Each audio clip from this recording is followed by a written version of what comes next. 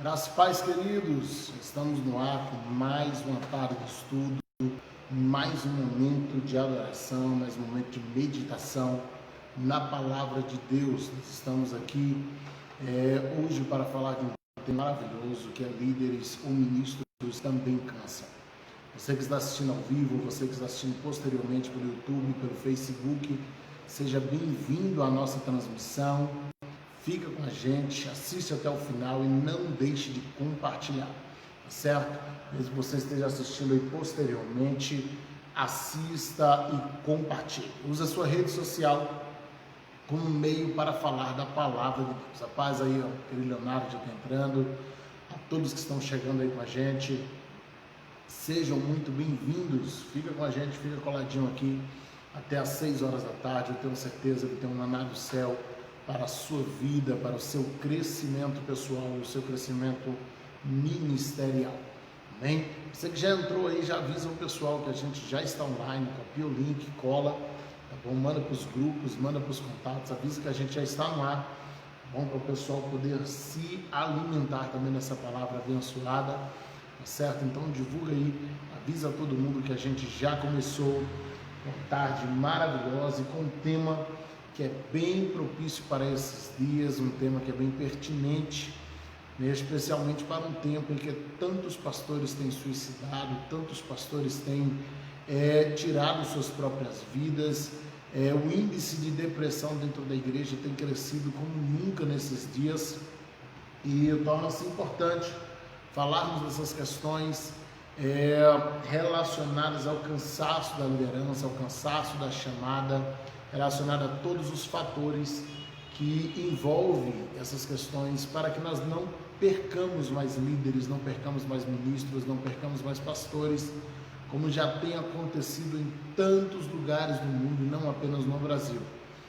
A depressão ela tem tomado conta do altar nesses dias, ela tem chegado aí nos mais altos escalões do altar, e isso tem preocupado bastante todos nós que estamos também trabalhando na liderança, para que venhamos nos cuidar, para que venhamos cuidar de nós mesmos e dos nossos colegas ministeriais. Então hoje, com o tema ministros também cansam, ou líderes também cansam.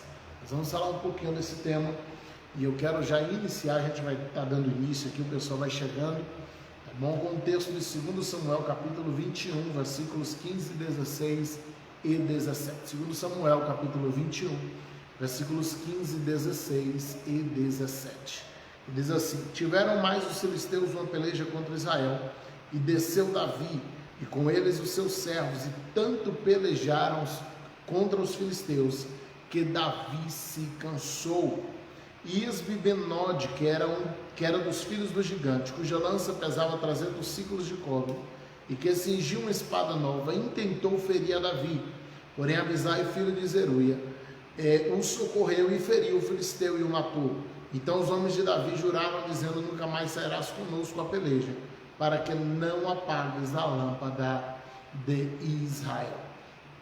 Então a gente tem no texto aqui a descrição de uma batalha dentre muitas que Israel enfrentava com os filisteus. A proximidade dessas duas nações fazia com que houvesse constantes guerras entre Israel e os filisteus, na tentativa constante de tomar um território do outro.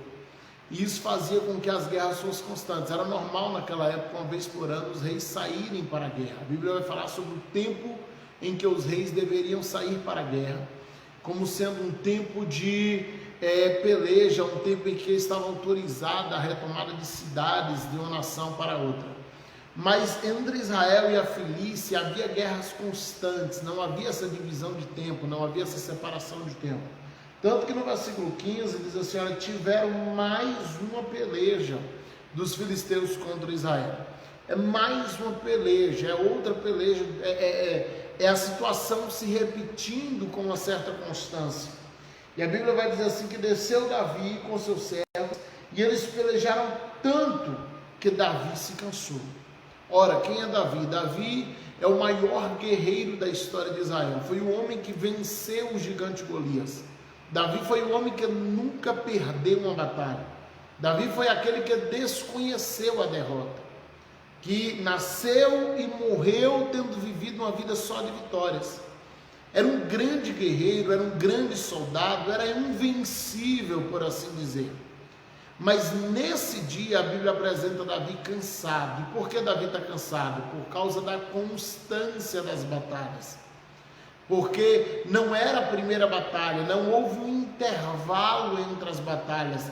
Davi está vindo de uma batalha e emendando na próxima, ele sai de uma emenda e outra, ele sai de uma emenda e outra, e ele vai vivendo essa constância de batalhas, que vai levar Davi a uma fadiga física, a uma fadiga emocional. Ele tinha acabado de ter que tomar uma decisão terrível dentro de Israel. Haja vista que Saul havia quebrado o voto que Josué fez para com os gibeonitas, o juramento, e havia matado parte dos gibeonitas, e agora os gibeonitas pedem filhos de Saul para poder se vingar, e Deus fala que Davi tem que decidir aquilo. Então Davi agora é obrigado a selecionar dentre os filhos, os netos, os herdeiros de Saul, homens para morrer por causa do erro do seu avô. Ele vem de uma decisão terrível que ele teve que fazer como rei, como juiz daquela nação, e ele vai para uma batalha já cansado emocionalmente, já cansado psicologicamente, e isso se refletiu no físico de Davi, de modo que ele chega lá e a Bíblia descreve um cansaço físico que nunca tinha sido descrito antes, nas histórias das guerras que Davi enfrentou. Então eu começo com esse texto para nos mostrar que o cansaço na batalha, ele é normal. O cansaço na peleja, ele é normal mesmo na vida do maior guerreiro.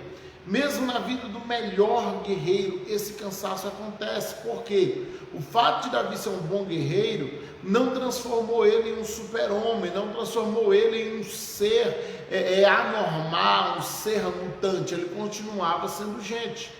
Ele continuava sendo um ser humano, e era justamente por ser um ser humano que ele estava fadado ao cansaço, que ele estava fadado à fadiga, que ele estava fadado a simplesmente perder a batalha. Como iria acontecendo se Abisai não vem correndo e socorre Davi? Como era exatamente o que ia acontecendo se Abisai não interfere, não passa na frente de Davi e mata aquele gigante, para que Davi pudesse descansar, para que Davi pudesse repousar por alguns minutos.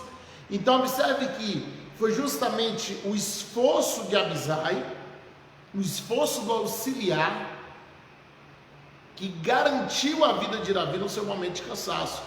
O esforço do seu auxiliar garantiu a permanência de Davi no reinado de Israel.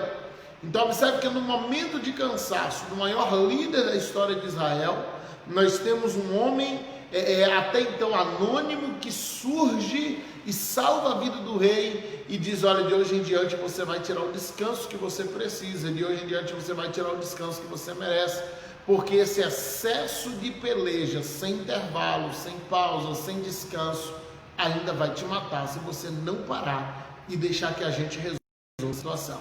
Então Abisai interfere, os príncipes, os homens de Davi vem ao encontro dele agora e exige dele uma pausa, exige que ele pare, exige que ele reflita e que descanse, porque do contrário Davi ia acabar morrendo, vencido não pelos filisteus, mas vencido pelo próprio cansaço, tão normal a qualquer soldado. Deus abençoe a todo mundo que já está entrando aí, também fica com a gente, a paz do Senhor Jesus, e compartilha aí, mete o dedo, compartilha e fica com a gente até o final. Deixa eu citar mais alguns exemplos de pessoas que se cansaram na Bíblia, grandes homens de Deus, que também passaram pelo cansaço, apenas para a gente entender que o cansaço é normal na vida das pessoas, que o cansaço é normal na vida do ser humano. E a gente vai finalizar com um exemplo do próprio Jesus, falando sobre um cansaço físico que ele também enfrentou. Então, falamos de Davi aqui em 2 Samuel capítulo 21, versículos do 15 ao 17. Mas eu falo também de Moisés, em Êxodo 17, versículos 10, 11 e 12. A Bíblia vai descrever assim: fez Josué, como Moisés lhe dissera, pelejando contra Amaleque. Mas Moisés, Arão e Hur subiram ao cume do monte. Deus dá uma ordem a Moisés: dizendo: olha, manda Josué para a batalha. Já era um treinamento para Josué, porque ele precisava ficar conhecido na nação, porque Deus tinha planos de colocá-lo como líder. Josué nem sabia disso. Manda Josué para a batalha, você vai para o monte e fica na intercessão. Você vai para o monte e fica de mãos levantadas, orando, Deus dá essa direção. Josué vai para a batalha, Moisés sobe para o monte acompanhado de Arão e acompanhado de Hur. Versículo 11: e acontecia que quando Moisés levantava sua mão, Israel vencia, mas quando ele abaixava a mão, Amaleque prevalecia. Então a vitória de Israel era condicionada às mãos levantadas de Moisés. A vitória de Israel era condicionada à intercessão constante de Moisés. Porém, versículo 12 de Êxodo 17, as mãos de Moisés eram pesadas, e por isso eles tomaram uma pedra, puseram debaixo dele para ele se assentar. A primeira providência que Arão e Hur toma é colocar Moisés para se sentar. Diz: Moisés, você está em pé, você precisa se sentar, o seu corpo físico precisa de descanso. Essa consciência nem sempre parte do líder. Às vezes cabe ao liderado chegar para o pastor e dizer: olha, é sua vez de descansar, é sua hora de tirar férias, é sua hora de ficar em casa um pouco, é sua vez de aquietar. Infelizmente, essa consciência hoje em dia ela tem diminuído cada vez mais, onde já é o contrário. Se o líder falar que precisa do descanso, muitas vezes ele é mal compreendido, né? Mas a gente percebe que houve uma consciência, não da parte de Moisés, mas da parte de Arão e Hur, de que Moisés precisava descansar. Então eles colocam a pedra, mandam Moisés se assentar, e aí é interessante porque eles falam assim, ó, para assentar sobre ela. E Arão e Hur ficaram sustentando as mãos de Moisés de um lado e do outro, e assim ficaram as mãos dele firmes até o pôr do sol, e Israel venceu. Então Moisés ele vai levantando as mãos, orando, chega uma hora que as mãos cansam, as pernas doem. Primeira providência que Arão e Hur tomam, uma pedra, e diz: Moisés, você precisa sentar. Ele se assenta, mas se ele se abaixa as mãos, se ele abaixa as mãos, Israel, se ele levanta a mão, Israel ganha. Mas Moisés está cansado. Então vem Arão e Hur, um de cada lado, e agora pega na mão de Moisés, imagino que pega aqui, e vai sustentar essas mãos levantadas. Eles pegam os braços de Moisés e dizem: olha, fica tranquilo que a gente vai te manter com as mãos erguidas. Você não vai se cansar, porque a gente vai te sustentar de pé. A gente vai te sustentar com as mãos erguidas. Só se encarrega da oração que a gente te sustenta. Se encarrega da intercessão que a gente te mantém firme aqui. Se encarrega da intercessão que a gente te mantém aqui firmado para que Josué tenha vitória lá embaixo. Queridos, a gente precisa entender isso. A gente tem que manter alguns intercessores com as suas mãos erguidas, mas nem sempre a gente olha para o intercessor como alguém que precisa de ajuda. A gente só vai até um intercessor para pedir: olha, ora por mim, você precisa orar por mim, eu estou passando por isso, ora. Mas muitas vezes, para orar por você, ele precisa que você vá lá e sustente as mãos dele. Mãos fala de serviço, mãos fala de obra.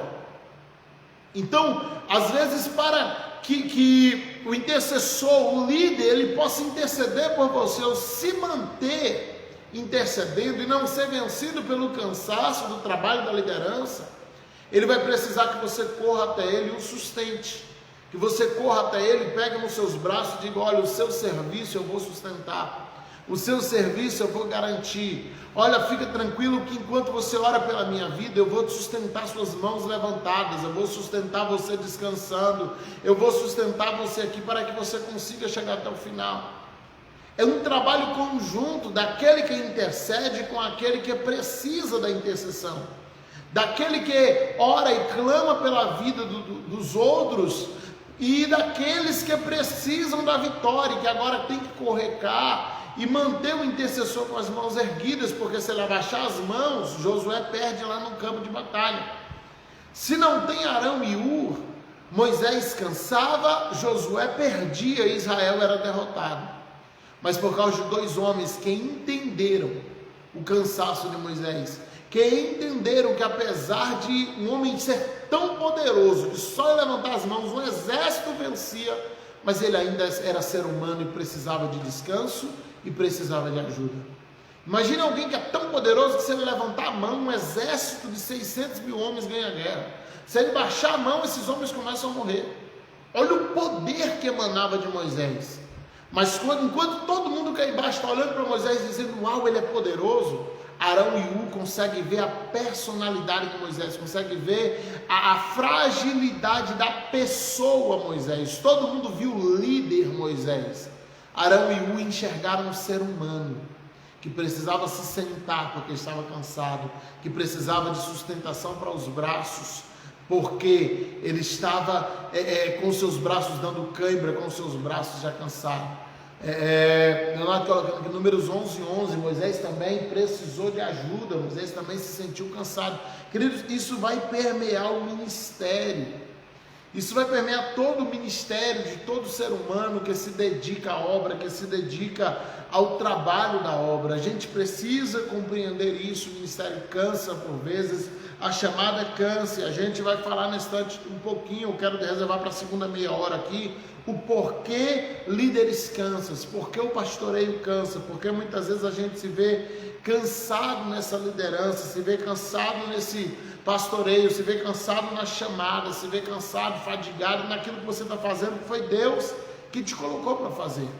Existem algumas questões que vão piorar essa situação, existem questões que podem amenizar essa situação, e são situações que vão nos conduzir para o bem ou para o mal, e o líder cansado, ele vai destruir os seus liderados, ele vai destruir o seu chamado, ele vai destruir a sua igreja, porque ele está cansado demais para conseguir tomar a decisão certa. Juízes 15, vamos falar de Sansão, o homem mais forte que já existiu. Sansão foi aquele que arrancou as portas de uma cidade, levando as costas até o alto do monte. Foi o homem que matou um leão, foi um homem que matou 1000 homens com um queixo de jumento. Pega um queixo velho que estava lá, um pedaço de osso caído na estrada, e ele luta contra 1000 soldados armados com espadas, com lanças, com escudos, e ele não só vence, como ele mata os 1000 e empilha os corpos, com um queixo de jumento, um osso de jumento morto. Observe o que acontece. Agora, quando Sansão acaba de ter essa vitória anormal, espetacular, versículo 16 de Juízes 15, então diz Sansão, com a queixada de jumento, montões sobre montões, com a queixada de jumento, feria 1000 homens. E aconteceu que, acabando ele de falar, lançou a queixada no chão, e chamou aquele lugar de Ramat-Leí. E como tivesse grande sede, clamou ao Senhor e disse, pela mão do teu servo tu deste essa grande salvação. Morrerei eu, pois, agora de sede, cairei na mão desses incircuncisos? Então Deus fendeu uma cavidade que estava na queixada, e saiu dela água, e bebeu, e recobrou o seu espírito, e reanimou-se. Por isso chamou aquele lugar a fonte do que clama, que está em Leí, até os dias de hoje. Observe que Sansão, ele acaba de vencer 1000 homens, ele acaba de destruir 1000 soldados, sozinho, com um osso velho, mas de repente, quando ele acaba de ter aquela vitória esplendorosa, a Bíblia diz que o seu espírito começa a desfalecer. Por quê? Porque ele está cansado e com sede. Era Sansão, o homem mais forte do mundo, sabe, um homem que antes ou depois dele não teve alguém com tamanha força, mas ele também cansou, ele também se fadigou ao ponto de orar dizendo, Deus, não é possível que depois de me dar uma vitória dessa, o Senhor vai me deixar morrer. Eu não morri na mão dos filisteus, eu vou morrer de sede. Aí Deus abre uma cavidade no chão, Deus faz sair água, ele bebe água, ele recobrou o espírito e o ânimo, ele recobrou as forças. Sansão estava morrendo, desfalecendo, movido pelo cansaço. E o cansaço, ele é perigoso, porque ele vai nos levar a negociar valores. Lembra de Esaú, quando ele estava lá com Jacó? A Bíblia vai dizer que ele vendeu sua primogenitura, movido pelo cansaço. Esaú chega da caçada, ele está cansado, ele está com fome, ele está com sede. Ele estava desfalecendo. E ele pede um pouco de comida para Jacó, que era oportunista. Jacó diz, eu só te dou se você me dá sua primogenitura. A resposta de Esaú é uma resposta a se pensar. Ele diz assim, olha, de que me servirá a primogenitura se eu já estou a morrer? De que vai me servir a primogenitura se eu vou morrer de sede, se eu vou morrer de fome? Eu estou desfalecido, eu não vou sobreviver por causa do excesso de cansaço. E o excesso de cansaço levou Esaú a negociar seus valores, levou Esaú a negociar sua primogenitura, levou Esaú a negociar seu bem mais importante que ele tinha. Então, queridos, muito cuidado. Cansar é normal, permanecer cansado, isso pode ser uma escolha, e uma escolha que vai te levar a negociar valores, uma escolha que vai te levar a fazer coisas indevidas, vai te levar, o excesso de cansaço, ou a permanência no cansaço, ele vai te levar para o campo da carência, e o campo da carência vai te conduzir para o campo do pecado. Então tenhamos esse cuidado com aquilo que está te cansando muito, porque a permanência do cansaço vai te levar para a carência, que te leva para o pecado. Porque na carência a gente negocia princípios, na carência a gente negocia valores, na carência a gente negocia coisas que levaram anos para a gente conquistar, simplesmente por achar que aquele é o último dia de vida, que as coisas nunca irão mudar, que as coisas nunca irão acabar, e tudo isso por causa de quê? Do excesso de cansaço, da permanência no cansaço, e isso é muito perigoso. Jesus, Mateus 26, a descrição de Jesus, no 1 João 4, Jesus em Samaria, a conversa de Jesus com a mulher samaritana, muito conhecida, e a Bíblia descreve assim, versículo 3 de João 4, deixou a Judéia e foi outra vez para a Galiléia, e era-lhe necessário passar por Samaria, e foi, pois, a uma cidade de Samaria chamada Sicar, junto à herdade que Jacó tinha dado a seu filho José, e estava ali a fonte de Jacó. Jesus, pois, cansado do caminho, assentou-se assim junto da fonte. Era isso, quase a hora sexta, ou seja, quase ao meio-dia.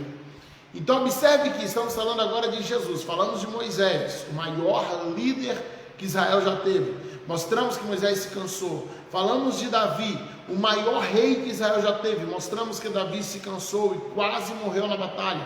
Poderíamos falar aqui de Elias, o maior profeta que existiu na história de Israel. O símbolo do profetismo de Israel é Elias. A Bíblia diz que Elias entra numa depressão e ele vai para o deserto, ele desfalece debaixo de um pé de zimbro, sendo acordado por um anjo para ser alimentado, porque ele ainda tinha muito o que caminhar. A gente mostrou Sansão, o homem mais forte do mundo. Esse homem se cansou e ia desfalecendo se Deus não intervisse. Agora a gente fala de Jesus, do próprio Deus encarnado, e a Bíblia vai dizer assim: ele se sentou ali na fonte de Jacó, porque ele estava cansado do caminho. Jesus estava cansado da viagem, ele precisava continuar a viagem, mas diante do seu cansaço, ele não prossegue cansado, ele para, ele senta, ele descansa, e quando ele recobra o seu ânimo, ele ainda consegue salvar uma mulher que chegou para tirar. Se Jesus não para descansar, aquela mulher samaritana não seria salva, aquela cidade não seria salva. Jesus salvou uma cidade porque parou para descansar. Observe que às vezes a gente precisa parar para poder continuar. A gente precisa dar uma pausa para conseguir chegar no final. O excesso de cansaço, a permanência da viagem durante o cansaço, ela vai te lançar no precipício. Cansar é normal, insistir depois de estar cansado, isso é perigoso e pode te conduzir para um grande problema. Então, queridos, cansou, é hora de parar, é hora de descansar, é hora de recobrar as forças, recobrar o ânimo, para que você consiga continuar caminhando. E nesse parar para descansar, Jesus salva não só uma mulher, ele salva a cidade de Sicar, ele salva uma cidade inteira. O capítulo seguinte aqui vai mostrar, até o final do capítulo 5, que aquela mulher trouxe a cidade toda para ouvir Jesus, e durante 2 dias ele pregou para aquele povo ali. Os discípulos que estavam descansados foram comprar pão. Jesus, que estava cansado, se sentou na fonte e ficou. Então às vezes a gente precisa parar para conseguir chegar até o final. Você precisa dar uma pausa para conseguir chegar até o final, porque senão você vai no pique, você se autodestrói. Você destrói seu próprio chamado, você destrói seu próprio ministério por se recusar a parar. A gente volta para o próprio Jesus no Getsemane, Mateus 26, versículos 36 ao 39, diz assim, olha: então chegou Jesus com eles no lugar chamado Getsemane. Isso aqui é nas últimas horas antes da crucificação. Mateus 26, 36. e disse aos seus discípulos: assentai-vos aqui enquanto eu vou ali orar. E levando consigo Pedro e 2 filhos de Zebedeu, que eram Tiago e João, começou a entristecer-se, a angustiar-se muito, e indo um pouco mais adiante, prostrou-se sobre o seu rosto, orando e dizendo: meu pai, se é possível, passa de mim esse cálice, todavia eu não quero, não seja como eu quero, mas como tu queres. Agora observe esse início, dizendo assim, ele começou a angustiar-se muito. O que é isso aqui? É a humanidade de Jesus aflorando. A gente aprendeu que a vida inteira, que crente precisa andar com um sorriso no rosto 24 horas, que crente não pode chorar, que crente tem que andar por aí dizendo para todo mundo: não, estou o tempo todo bem, estou tudo bem, está tudo bem, quando na verdade Jesus olha para os discípulos e diz: eu estou angustiado. Não há problema em ser gente, não é porque você é um obreiro, não é porque você é um líder, um pastor, você é líder do grupo, líder do ciclo de oração, que você virou anjo. Você ainda é um ser humano, você ainda é uma pessoa que cansa, você ainda é uma pessoa que angustia, você ainda é uma pessoa que baqueia, você ainda é uma pessoa que se entristece, você ainda é uma pessoa que se magoa. Sim, vai acontecer, o pastor, a pastora também se magoa, também se entristece, o coração também fica ferido. Por quê? Porque não deixou de ser ser humano por causa da chamada. Não deixou de ser ser humano simplesmente porque recebeu um cargo novo, porque recebeu uma unção nova. Não, a unção é para o espírito, mas os problemas emocionais acontecem na alma, o cansaço acontece no corpo, a unção está no espírito. Então a gente precisa separar essas coisas. Eu posso estar bem no espírito e a minha alma está emocionalmente ferida, o meu corpo está fisicamente cansado, e eu preciso ter esse cuidado de separar essas coisas para não confundir e achar que o cansaço físico é porque meu espírito não está bem, que a tristeza da alma é porque o espírito não está bem, e uma coisa não vai interferir diretamente na outra, não obrigatoriamente vai interferir na outra. Ainda que em alguns momentos o seu espírito vai conduzir o teu corpo, e isso vai fazer com que você fique bem em todas as áreas, mas haverá momentos que a tua alma vai se ferir, haverá momentos que o teu corpo vai se cansar, e a gente precisa compreender isso, a gente precisa entender isso para não se cobrar além do necessário. Mas Isabela colocando aqui, o cansaço, principalmente o mental, nos torna vulneráveis, situações que normalmente não nos afetaria, causam grandes estragos em nossas vidas. O que levou Davi, lá no texto que a gente leu, de 2 Samuel 21, a quase morrer na batalha? Ele vinha de um cansaço mental, ele tinha acabado de tomar uma decisão dificílima em Israel, ele teve que escolher homens para morrer por causa do erro de Saul, que já estava morto há muitos anos, mas que agora os gibeonitas queriam esses homens para poder aplacar a ira de Deus. Davi tem que tomar uma decisão horrível, uma decisão difícil. Ele vai para a guerra com a sua mente cansada, e o resultado disso foi um cansaço físico, nos versículos 16 e 17. O resultado disso foi o excesso de cansaço. A Bíblia diz: por causa do excesso de batalhas, porque não deu pausas, porque não descansou entre uma batalha e outra, ele não teve tempo para isso, e isso quase matou Davi, isso quase custou a vida de Davi. Se Abissai não interfere, Davi morria naquele dia. Então eu quero falar um pouquinho agora sobre por que líderes cansam, por que a liderança cansa, por que o pastor cansa, por que o líder, o obreiro cansa, o que gera esse cansaço, quais são essas questões que a gente precisa ficar atento para não ser destruído física, emocionalmente e ministerialmente. Primeira coisa, porque um líder cansa, porque lhe é imposto um nível de perfeição que é inatingível. Primeira questão que traz um cansaço mental terrível para a liderança, porque lhe é imposto um nível de perfeição que é impossível atingir. As pessoas olham para a liderança e esperam que ele seja perfeito, que a liderança não cometa erros, que a liderança não cometa falhas. É inadmissível descobrir que a liderança ficou magoada com alguém da igreja, que o pastor se magoou com o que alguém falou. Meu Deus, isso é inadmissível na vida da igreja.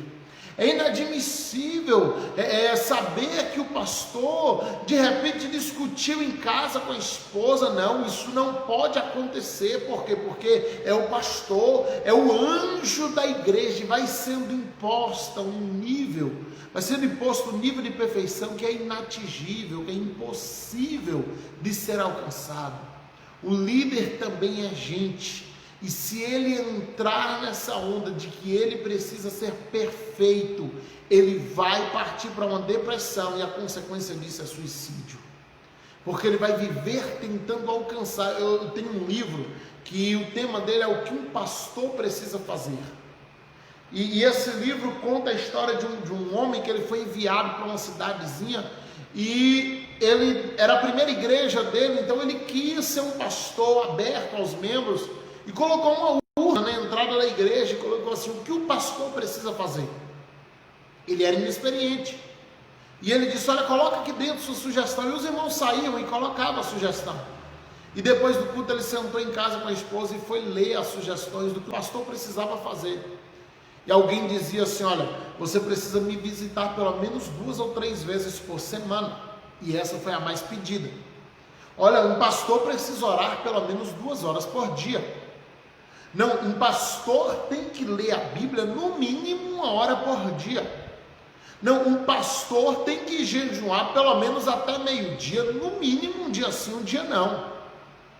Não é porque um pastor precisa ficar na igreja de plantão. Não, porque um pastor não pode trabalhar fora. Não é porque um pastor, e ele entrou em colapso mental no primeiro dia de pastoreio. Ele entrou em depressão, se trancou dentro de casa. No segundo culto ele não apareceu na igreja, desesperado. Pastoreou um dia. E aí os membros ligaram para o presidente e disseram: olha, o pastor veio no primeiro culto e não apareceu no segundo, é o pastor novo, cadê ele? E o presidente foi lá. E foi lá e disse: irmão, sabendo que você já faltou culto, é seu segundo culto na cidade. E ele começou a mostrar os bilhetes. Ele falou: não dou conta disso. E aquele presidente muito sábio falou com ele assim: olha, seu erro foi perguntar para as pessoas o que você precisava fazer, em vez de perguntar para Jesus. Sabe, se você se colocar nessa posição, as pessoas vão te transformar num escravo, e você vai destruir tua família, você vai destruir tua autoestima, você vai destruir tuas finanças, você vai destruir tudo que você tem. Então, queridos, o nível que as pessoas esperam de um líder é muito alto. O nível de perfeição que as pessoas estão esperando da liderança, só Jesus pode ter, só Jesus consegue ter. Então, se você está no lado oposto, se você está no lado da liderança, está na hora de você entender isso e parar de se cobrar tanto, porque do contrário você vai destruir tua autoestima, destruir teu ministério, tentando agradar todo mundo, e isso é impossível, simplesmente impossível. Então agrade a Cristo, dê o seu melhor, trabalhe com sinceridade, mas faça teu chamado, entendendo que você precisa estar bem. Você precisa estar bem, ou do contrário você não tem condição de cuidar de outros. Deixa eu ler o texto aqui do Leonardo, que diz assim: pastor, esse tema é muito bom. Eu tenho um irmão em Cristo que saiu da igreja que ele congregava porque o líder dele não dava oportunidade para ninguém. Prega, ora, dirige o culto, o líder queria fazer tudo dentro da igreja. É muito triste saber que tem líder com esse pensamento. Aquele líder faz tudo, né? A gente vai falar desse líder nesse instante aqui também. Hoje tem pancada para todo mundo, dos dois lados. Segunda coisa, porque líderes cansam, porque não pedem ajuda, porque não podem pedir ajuda para problemas conjugais, espirituais e ministeriais. Essas são 3 áreas que um líder não pode pedir oração. Se o líder chega no púlpito e fala assim: irmãos, ora por mim porque meu casamento está sendo destruído, os membros abandonam ele. Olha, irmãos, ora por mim porque eu e minha esposa não estamos se entendendo, o povo vai embora. Irmãos, ora por mim porque eu não estou bem espiritualmente, eu não estou tendo força para orar, não estou tendo força para ler a Bíblia. Pronto, ele deixou de ser crente. As pessoas estão esperando um nível tão alto da liderança que ele se vê impedido de pedir oração por causas que às vezes ele está enfrentando, mas que não pode pedir ajuda nem para o andar de cima, nem para quem está no mesmo nível, nem para o andar de baixo. Porque se ele pede esse tipo de ajuda para o andar de cima, a primeira coisa que a liderança pensa, eu tenho que substituir esse pastor. Se ele pede ajuda para os iguais começam a dizer para os membros deles, dizendo, você viu lá, pastor fulano não está bem. E se ele fala isso para os liderados abandonam ele. Então essas três áreas, problemas conjugal, ministerial e espiritual, são três áreas que o líder tem que se virar sozinho. Porque ninguém vai estar disposto a ajudá-lo nessas situações. Ninguém vai estar disposto a ajudá-lo nessas três questões. E isso vai gerar um cansaço. É quando um pastor se mata e fala assim, é porque a igreja, e não sei o que. Não, às vezes não era a igreja, às vezes ele estava endividado. Às vezes ele estava com um problema no casamento que não se resolvia, já estava se arrastando há anos. Às vezes ele estava com problemas nas finanças, estava com problema na saúde. Mas são problemas que ele não podia sequer pedir oração para ninguém. São problemas que ele não podia pedir ajuda para ninguém. São problemas que ele não podia se abrir para ninguém. O líder vai no psicólogo descrente e começar a descrever os problemas que ele enfrenta na igreja. Como ele faz isso? Como ele chega lá e senta e começa a dizer, olha, minha igreja é trabalhosa, olha, eu sou pastor, mas dentro de casa eu não estou bem. Ele já pensa, a mente pastoral aquela é uma alma e eu vou perdê-la também. Aquela é uma alma que nunca mais vai vir para o evangelho por causa dos meus problemas. Então, para salvar outro, ele se destrói. Ele se destrói. Porque o líder descansa. Porque, primeiro, as pessoas impõem a ele um nível de perfeição que é impossível alcançar. Segundo, existem áreas da vida pastoral que ele não pode pedir ajuda. Porque se ele pedir, o seu ministério é destruído. Se ele pedir, as pessoas guardam aquilo e depois que ele já está bem, jogam na cara. Mas também aí, como é que vai ajudar no meu casamento se esses dias atrás estava mal com a esposa? Se esses dias atrás, como é que ele vai me ajudar nas finanças? Esses dias atrás estava com o nome no SPC. Estava embaraçado financeiramente. Como é que vai orar por mim para Deus me curar se anda doente? E ele vai sendo limitado, de forma que existem problemas que todo mundo corre para ele ajudar, e ele não pode pedir ajuda para ninguém. Isso vai gerar um cansaço mental terrível. E aí a gente começa a ouvir, como nos últimos 2 anos, tantos casos de suicídios pastorais. E a gente fica tentando achar uma razão para isso. É simples, a igreja não consegue lidar com necessidades básicas da liderança. Ela não consegue lidar com o fato de que o pastor é um ser humano normal, de que um pastor não é um anjo, não é um semideus, de que o pastor é uma pessoa fadada a fracassos, fadada a todo tipo de falha, como qualquer outro na igreja. Terceira coisa, porque líderes cansam. Porque enfrentam problemas com os 3 andares da hierarquia. O líder ele tem que lidar com quem está acima dele, ele tem que lidar com os iguais a ele, ele tem que lidar com quem está abaixo dele. Todo mundo enfrenta só um tipo de problema, o líder ele enfrenta 3. O pastor normalmente ele tem que lidar com o ministério que está acima dele, que às vezes tem uma visão diferente da dele, ou ele tem uma visão diferente do ministério, e isso gera muitas vezes desentendimentos, começa a ser visto de uma forma diferente, problemas que talvez ele nunca vai desabafar com a membresia, que os membros nunca nem desconfiarão que ele está enfrentando. Ele está na igreja com um sorriso, enfrentando problemas com o andar de cima.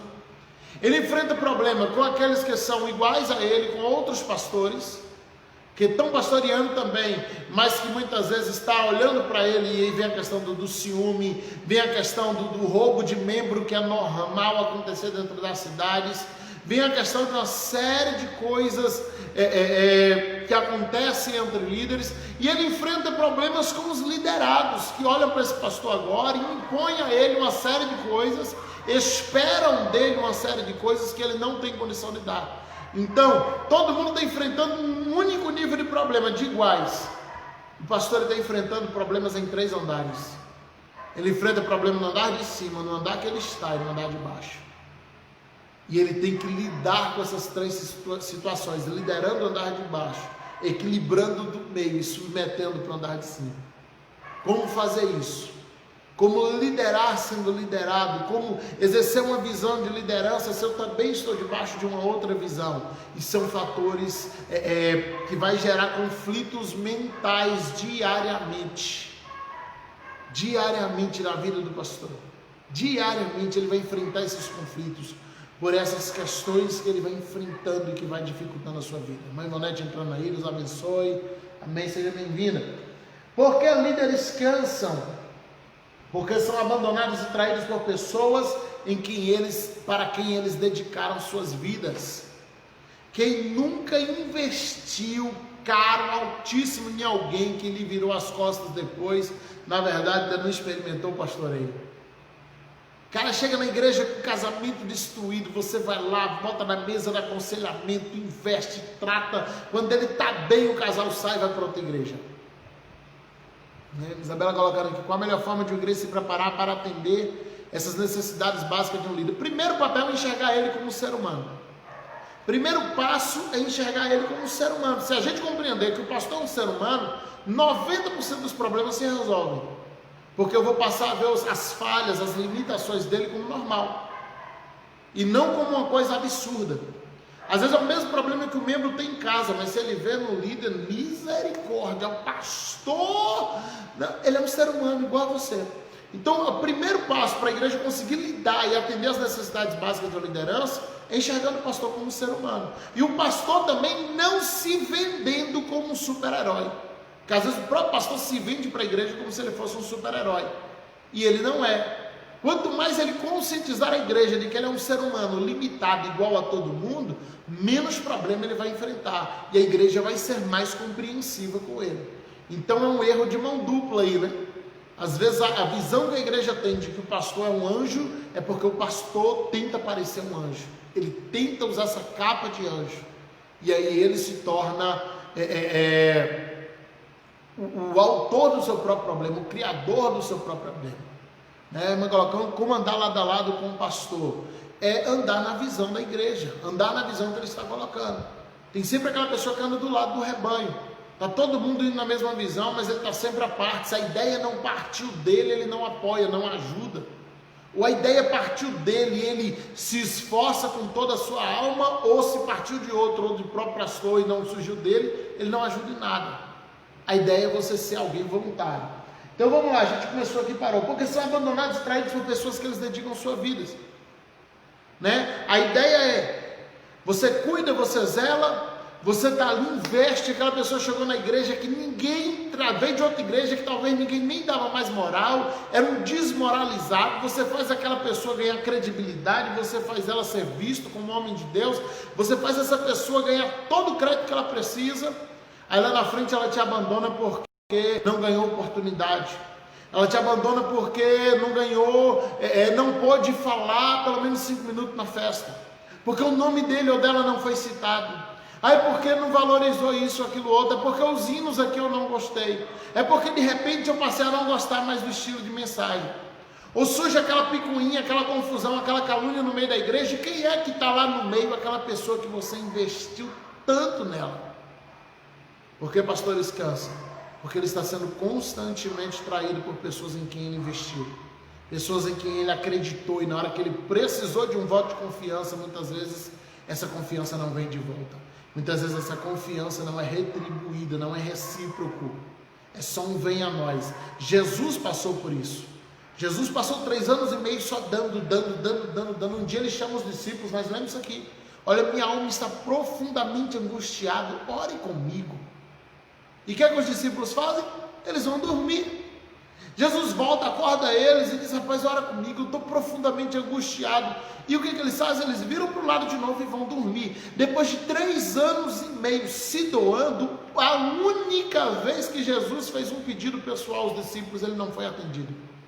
A única vez que Jesus precisou de ajuda real, ele não foi atendido pelos discípulos. Porque a gente costuma ver o líder sempre como aquele que tem a obrigação de nos abençoar, e não como alguém que também precisa de ser abençoado, precisa de ajuda. E essa é uma visão que precisa ser mudada. Porque líderes cansam, porque acreditam que não podem descansar. E aí deixa eu te dizer uma coisa: você não precisa morrer pela igreja. Já teve alguém que fez isso. Jesus já fez isso pela igreja. Aí vem aquela história que diz assim: não, mas eu não vou tirar férias não, porque o diabo não tira férias. Já vi isso, pastor não pode tirar férias. Por quê? Porque o diabo não tira férias. Minha esposa está colocando agora minhas páginas aqui do YouTube, do Facebook. Você que ainda não curtiu a página do Facebook, curte. Você que não se inscreveu no YouTube, entra lá, se inscreve, tem centenas de mensagens. Hoje nós estamos fazendo a live de número 42. Eu quero comemorar aqui quando a gente chegar nas 50, falta só 7 lives agora para frente, né? Acredito. E a gente vai chegar nessas 50 aí e vai ser bênção em nome de Jesus, tá bom? Então entra lá, tá, todas essas lives estão lá nas páginas do Facebook e do YouTube, se inscreve, participa com a gente. Então aquela história, olha, o pastor não pode tirar férias, por quê? Porque o diabo não descansa. Meu irmão, quando foi que o diabo virou nossa referência? Quando foi que a gente passou a fazer as coisas porque o diabo faz ou deixar de fazer porque o diabo não faz?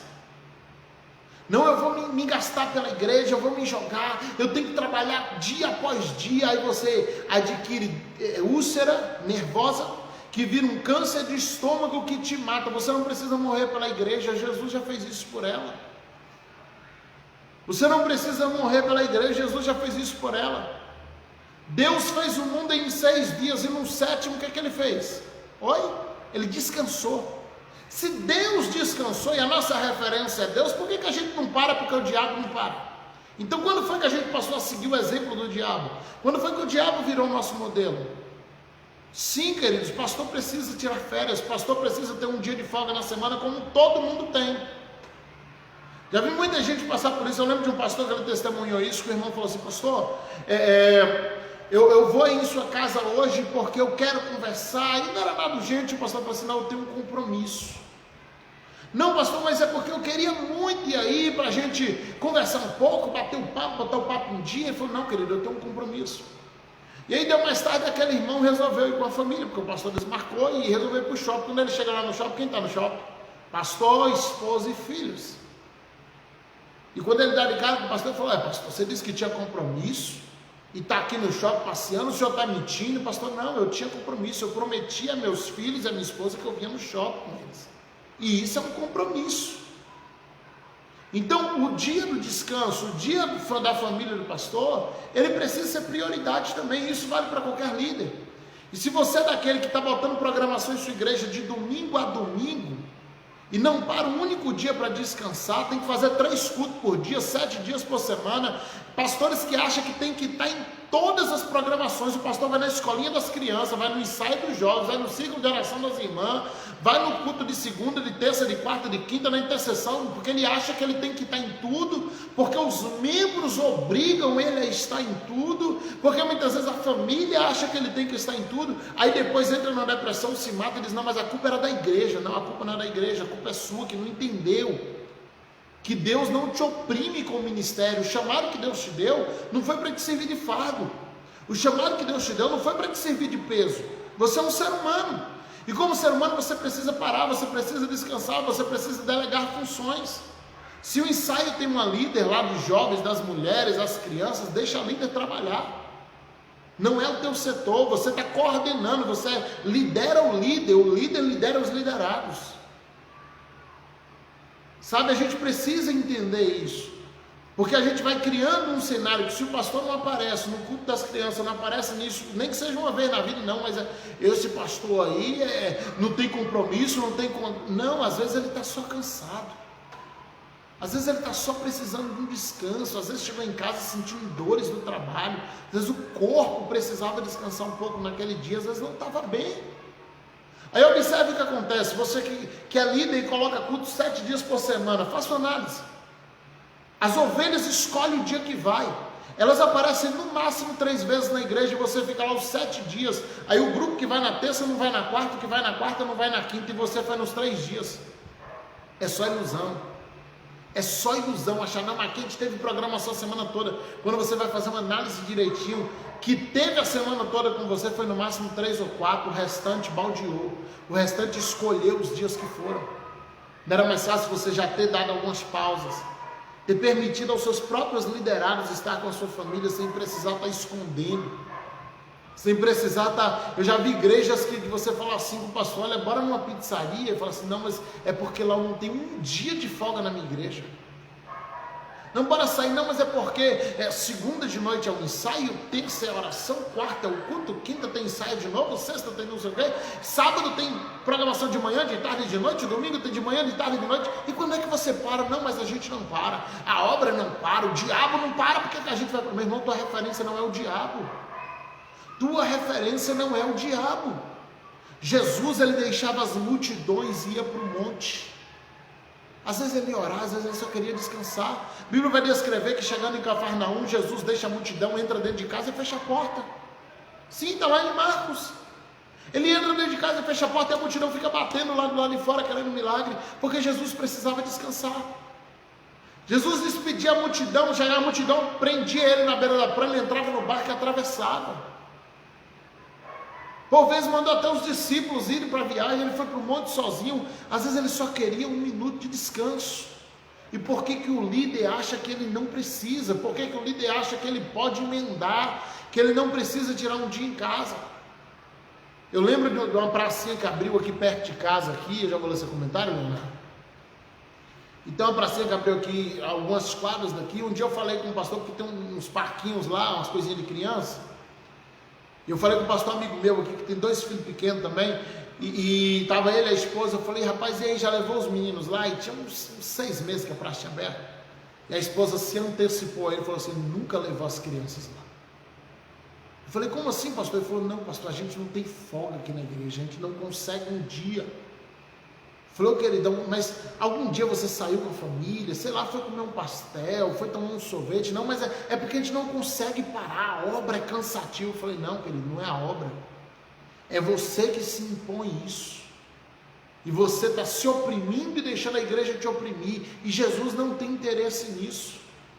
Jesus tem mais interesse que você pegue tua família e vá ali no parquinho um pouquinho, para alegrar teus filhos. Isso vai criar memórias. Porque senão seus filhos crescem odiando o ministério pastoral, seus filhos crescem entendendo que o ministério pastoral é aquele que rouba o pai do filho, que rouba o filho do pai.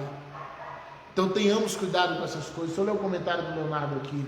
Estudo abençoado, abriu muito minha mente sobre a liderança, dúvidas que eu tinha, acabei de tirar todas elas. Deus abençoe o pastor Gisel, que através desse estudo tenho aprendido muito sobre a palavra de Deus. Amém, querido? Deus abençoe. Porque pastores cansam. Porque as pessoas não lhe enxergam mais como um ser humano. Essa semana alguém falou isso comigo, pastor, deixa de ser gente. Falou então de brincadeira, né? Não foi a visão da pessoa que falou isso, mas é uma realidade, infelizmente, na vida de alguns, né? O pastor deixou de ser uma pessoa. Ele não é mais um ser humano. E aí eu respondo a pergunta que foi feita há poucos minutos atrás pela irmã. Como a igreja pode se adaptar a isso? Voltando a enxergar o pastor como ser humano, voltando a enxergar o pastor como uma pessoa, voltando a enxergar o pastor como gente, voltando a enxergar a liderança como ser humano, porque é isso que ele é, e é assim que ele precisa ser visto, como gente. Quando a gente entende isso, o nível de compreensão dentro da igreja aumenta, e a cumplicidade de ideias, de fervor, de oração vai ser muito maior. Porque pastores cansam? Porque sobram Absalões e faltam Abisais, Ur e Arão. Davi, ele teve 2 tipos de liderado: Absalão, que era filho, um chefe nato, um cara com espírito de liderança, e Abisai, que era um desconhecido. Abisai vê Davi indo morrer, entra na frente e salva Davi. Absalão vê Davi vive e tenta matar. Então a gente tem os dois lados. Tem um pastor que não sai para tirar férias de jeito nenhum, e tem aquele outro que não pode sair porque o liderado dele, se ele sair, aproveita para fazer a cova do pastor para jogar na volta. Olha, aproveitar que o pastor está viajando, vou fazer um jeito aqui de eu assumir a igreja daqui para frente, os membros não querem mais ele. Às vezes isso acontece por quê? Porque infelizmente, às vezes a liderança, o pastor investe mais em pessoas capazes do que em pessoas leais. E isso é um perigo. Nem sempre o mais capacitado é o mais leal. E tem muita gente que é super capacitado, mas ele vai acabar com você. E tem muita gente que não tem capacidade nenhuma ou quase nenhuma, mas é leal. E é mais fácil você confiar nele por alguns dias do que você confiar naquele outro que tinha muita capacidade. Não troque o leal pelo capacitado. O capacitado vai te trair se ele não for leal. Bom seria que ele fosse capacitado e leal. Bom seria que fosse as duas coisas. Mas se não for, fique com o leal. Porque você tem alguém em quem você não pode confiar, isso vai te causar um cansaço mental muito grande. Você tem no ministério alguém que você não consegue fechar o olho perto dele com medo dele te apunhalar, isso não é benéfico nem para a igreja, nem para o teu espírito, nem para a tua alma, nem para o teu corpo. Isso vai te trazer um cansaço físico e mental, espiritual, que vai destruir você. Porque você nunca vai confiar em cuidar de si mesmo e da sua família pelo medo do que esse liderado pode fazer com a igreja na sua ausência. Então invista nos leais. Credibilize os leais diante da igreja, para que quando você estiver fora, a igreja saiba quem é o homem da sua confiança, quem é a mulher da sua confiança, quem é a pessoa em quem você confia. Isso precisa ficar claro para a igreja. A igreja precisa saber quem ela vai procurar no momento da sua ausência. Credibilize os leais. Credibilize os leais. Cuidado, porque de repente você está desprezando um leal para valorizar um capacitado. E o capacitado, se ele não for leal a você, ele vai usar a capacidade dele para te destruir. Se ele for capacitado e leal, você achou alguém perfeito. Você achou alguém perfeito. Então, cuida desses detalhes. Amém? Porque um líder cansa. Porque muitos têm dificuldades de dividir cargas. E aí entra o que foi falado aqui atrás, agora há pouco, acho que foi o Leonardo que colocou, aquele pastor que ele é o líder das crianças, o líder dos jovens, ele é o pastor da igreja, ele é o porteiro, ele é o faxineiro, ele é o faz tudo da igreja, ele tem que abrir o portão, ele é o que chuta a bola no escanteio e corre para o gol para cabecear. E aí a gente precisa aprender a dividir cargas, porque se você não conseguir dividir cargas, você vai se destruir. Então delegue funções, comece a liderar os líderes. Se você lidera os líderes, amém, querido? Seja bem-vindo. Se você lidera líderes, esses líderes vão liderar os liderados e vão prestar conta a você. Então vá delegando funções, vá estabelecendo lideranças dentro da igreja, que você possa confiar, que fale sua mesma língua, que tenha a mesma visão que você, para que eles possam retransmitir. Para isso você precisa investir em leais. Às vezes você vai ter para o coral da igreja um maestro aí na sua igreja muito capacitado, mas ele não é leal para você. Se você colocar esse maestro na frente do coral, ele vai tomar o coral inteiro e abrir uma igreja na esquina. Às vezes vai ter outro que tem menos capacidade, mas ele é mais leal. Então você precisa trabalhar com alguém que fala a sua língua. Albert Einstein, quando estava morrendo, ele proferiu suas últimas palavras, seus últimos discursos. E ainda hoje eu li uma reportagem sobre a descrição da morte de Albert Einstein. E aquela enfermeira que estava cuidando dele, ela corre para o médico e fala assim: Albert Einstein acabou de morrer. E o médico disse: como foi isso? Ela disse: olha, ele disse umas semanas antes de morrer, mas ele falou tudo em alemão e eu não falo a língua dele, então eu não sei o que foi que ele disse. Ele suspirou 2 vezes e morreu. Agora observe que um homem considerado o gênio da nossa geração, do nosso tempo, o mais inteligente do nosso tempo, ele proferiu suas últimas palavras, seu último discurso, e esse discurso foi completamente perdido, porque ele estava acompanhado de uma enfermeira que não falava o idioma dele.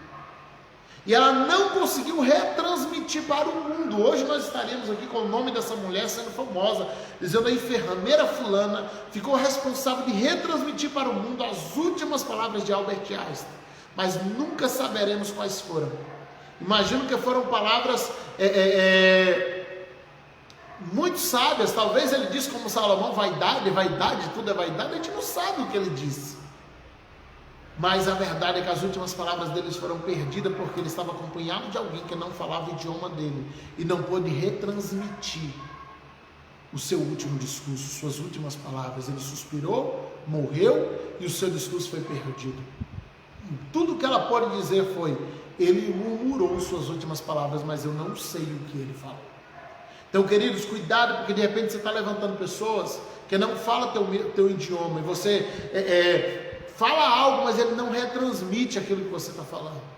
Você fala algo, você apresenta uma visão, mas quando ele vai para os liderados, ele não transmite o que você falou, porque ele não fala a tua língua. E aí não tem a ver com o dialeto, com o idioma, tem a ver com visão, com o espírito de visão. Então trabalhe com leais, invista em leais. Isso vai te dar um descanso mental gigantesco. Isso vai te dar um descanso mental que vai garantir, né, o teu bem-estar, a tua saúde física, da tua família, a tua vida espiritual. A Marinês colocando aqui: maravilha te ouvir, compartilhei essas palavras. Obrigado, minha irmã, Deus abençoe. Amém? Já acabando aqui as 2 últimas. Porque o líder se cansa, porque ele precisa tomar decisões que sempre vai deixar alguém insatisfeito. Isso inclui amigos. Um líder precisa tomar muitas decisões que vai magoar muitas pessoas. Ele vai precisar decidir coisas. Muitas vezes tem 2, 3 aspirando a um cargo na igreja e ele vai ter que decidir isso. E essa decisão às vezes vai ter que ser dada em favor de alguém que no campo pessoal não é tão próximo quanto aqueles outros 2 que também estavam aspirando ao cargo e de repente era muito amigo do líder no campo pessoal, mas que ministerialmente não estava pronto para aquele cargo, não era a hora dele, não era o momento de Deus, Deus não aprovou para aquela situação. E por isso ele perde constantemente amigos. Por isso, constantemente, um líder ele oscila nas suas amizades. Por quê? Porque ele vai perdendo pessoas que esperavam que em nome da amizade ele lhe favorecesse de algum modo, e em sua decisão ele entende a vontade de Deus e tem que favorecer a outra. O líder vai estabelecer coisas na igreja que alguns não vão gostar. O líder vai ter que tomar decisões que ele sabe que vai magoar a parte da igreja. E essa constante tomada de decisões e perca constante de amigos que ele achava que ia ser para sempre, e de repente ele vai perdendo um amigo hoje, outro amanhã, perdendo um, perdendo o outro, e aí quando ele se vê, ele está sozinho. Porque alguém diz, não, eu fui amigo dele, eu ajudei, mas ele também me traiu. Acontece que na liderança espiritual, esse líder precisa agir na direção de Deus. E às vezes a direção de Deus é favorável a outra. E ele precisa fazer aquilo que Deus estabeleceu que ele fizesse. Então essa constante tomada de decisões vai levar o líder também a um cansaço mental, por saber que sempre vai sair alguém magoado depois da decisão que ele vai tomar. E agora a última, que você pode ignorar tudo isso, né? E se abrir. Não, eu vou ignorar tudo, eu vou falar tudo que eu estou pensando, de hoje em diante eu vou desabafar, vou pedir oração por todos os meus problemas. E o resultado, eu vou finalizar com um texto, 1 Samuel 30, diz assim: sucedeu que chegando Davi e os seus homens ao terceiro dia a Ziclag, já os amalequitas tinham invadido o sul, e Ziclag tinha feito a Ziclag e tinha queimado a fogo, e tinha levado cativas as mulheres e todos os que estavam nela, tanto pequenos como grandes, e ninguém porém mataram. Então somente levaram consigo e foram ao seu caminho. E Davi e os seus homens chegaram à cidade, e eis que estava queimada a fogo, e suas mulheres e seus filhos e suas filhas tinham sido levadas cativos. Então Davi e o povo que se achavam com ele alçaram a sua voz e choraram. Davi e o povo, todo mundo começa a chorar junto, até que neles não houve mais forças para chorar. Também as mulheres de Davi foram levadas cativas, a Ainoã, a Israelita, e a Abigail, a mulher de Nabal, e o Carmelita. E Davi muito se angustiou, porque o povo falava em apedrejá-lo, porque a alma de todo o povo estava amargurada pelas suas mulheres e seus filhos. Então, pastor, eu vou ignorar isso aqui tudo, de hoje em diante, se eu tiver um problema lá em casa, eu vou pedir oração na igreja, se eu não tiver bem espiritual, eu vou falar, você é o líder que escancara meus problemas. Resultado? Está todo mundo chorando, por quê? Porque suas mulheres e seus filhos foram levadas escravas. Só que a família de Davi também foi. Está todo mundo chorando por sua esposa e seus filhos, só que Davi também perdeu esposa e filhos. E se todo mundo está chorando, o que é que Davi vai fazer? Vai chorar também, afinal de contas. Está todo mundo chorando. Todo mundo perdeu mulher e filho, ele também perdeu. Todo mundo perdeu família, ele também perdeu. Todo mundo teve a casa destruída e queimada, ele também teve. Está todo mundo chorando, Davi senta e chora também. Só que aí o resultado do versículo 6. As pessoas, quando veem Davi começar a chorar, eles estão chorando, mas quando veem Davi começar a chorar, eles pegaram pedra para apedrejar, porque não se admite um líder com problema, não se admite um líder que chora, não se admite um líder que se lamenta, um líder que se angustia, é inadmissível. E a Bíblia diz assim: a alma de Davi se angustiou muito mais agora, porque eles queriam apedrejá-lo. Você entende quando eu digo que enfrenta problema em todas as escalas? Todo mundo está enfrentando um problema, casa destruída, 2 problemas, casa destruída e família sequestrada. Davi também tem casa destruída e família sequestrada, mas agora a angústia dele é porque os seus liderados não entendem a tristeza dele. E na cabeça deles, Davi não tem o direito de ficar triste. Na cabeça deles, Davi não tinha o direito de se entristecer. E olha que perigo, olha que risco. E eles vão apedrejar Davi. Davi vai se angustiar por isso. Ele tem que levantar no meio da sua angústia e buscar a direção de Deus e sair para a guerra, mesmo estando angustiado. Aí daqueles sai 400. Daqueles 400, 200 no meio do caminho falou: Davi, a gente está cansado demais, a gente não aguenta não. Vamos ficar. Agora vai lá e traga a família da gente. Eles pegaram pedras para apedrejar Davi, porque tem que fazer alguma coisa de Síria. Davi está bom, bora para a guerra. Aí 200 diz: não, eu não aguento, eu vou ficar aqui porque eu estou cansado da viagem. Eu vou ficar aqui porque não, Davi, porque eu realmente não aguento, o senhor tem que entender, né? Precisa compreender, mas ninguém compreendeu a dor de Davi. Então, queridão, se você quer liderar, a primeira coisa que você precisa entender é que você vai entender todo mundo e não vai ser entendido por ninguém. Você vai entender muita gente, mas se você realmente ignorar tudo e resolver se abrir, antes da igreja ter uma compreensão de que você é ser humano, essa igreja vai abandonar você. Infelizmente. Infelizmente. Então, qual o primeiro passo para isso? Comece a conscientizar a igreja de que você não é Deus. E eu me volto para os líderes: pare de fingir para a igreja que você é perfeito. Pare de fingir para a igreja que você não é, que você é anjo, que você é Deus, que você deixou de ser ser humano. Comece a conscientizar a igreja de que você é um ser humano passivo de erro, passivo de queda, passivo da possibilidade de pecar. Que você não é perfeito. Precisa conscientizar a igreja disso, para que no momento em que você precisar, ela seja preparada para cuidar de você no mesmo nível que você cuida dela. E no nível que você cuida da igreja é o nível que ela vai cuidar de você. Se houver essa consciência de que você é um ser humano e que precisa de ajuda como qualquer um. A irmã Cida colocou aí, perfeito, irmã Cida. Falta essa consciência, né, da humanidade. Mas eu repito isso, muitas vezes é culpa do pastor, que passa para a igreja a visão de que ele é perfeito. E passa para a igreja a ideia de que ele está acima do erro. Isso é um risco. Se você deixar a igreja acreditar nisso, você está se destruindo. Cuidado com isso. Pastor também é gente. Pastor também tem família com problemas. Sim, do jeito que você de vez em quando se desentende com sua esposa, seu esposo, até decidirem a roupa que vai comprar, o móvel novo, se tem dinheiro para isso, para aquilo outro, decidirem sobre o futuro do filho, sobre uma decisão presente ou futura. De vez em quando toda casa tem um desentendimento, na casa do pastor também tem. É gente igual todo mundo, né? É mais aqui. Pastor tem patrão chato igual todo mundo. Se ele trabalha também no secular, sim, ele vai chegar cansado do trabalho igual você chega, estressado, bravo, aquele cliente enjoado que perturbou a cabeça dele. Ele é um ser humano igual a todo mundo. Pastor também tem preocupações financeiras, preocupações com a saúde, preocupações familiares, preocupações, sim, ele tem uma vida fora da igreja. Ele também tem uma vida fora da igreja. Ele não mora num convento. Nesse ponto o padre é mais fácil, porque ele mora dentro do convento, não tem família e resolve só a questão da igreja. A igreja católica fez uma aposta para dizer assim: vou deixar o cara só no mundo da igreja, para ele se resolver mais fácil aqui. É um jeito de ter um super-homem. Mas pastor não. Pastor tem família, pastor tem problema financeiro, pastor tem aluguel para pagar, pastor tem água, tem luz, ele tem problema igual a todo mundo. Portanto, ajude-o da mesma maneira que ele tem ajudado você. Seja coração grato, seja alguém agradecido, seja alguém que saiba retribuir. Sabe, não pise, não destrua os pastores que caem.